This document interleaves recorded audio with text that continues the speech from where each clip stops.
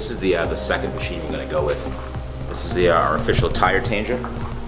This is the SM 1100, and the reason why this one is much better than what we have now is this one actually has a foot that actually helps you lift the tire off the rim itself.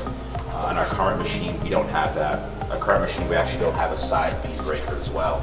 And what we want to do is we want to offer more options for our Tesla owners. If we have like a 35 series tire, we want to make sure we have different options for actually removing the tire from the rim itself.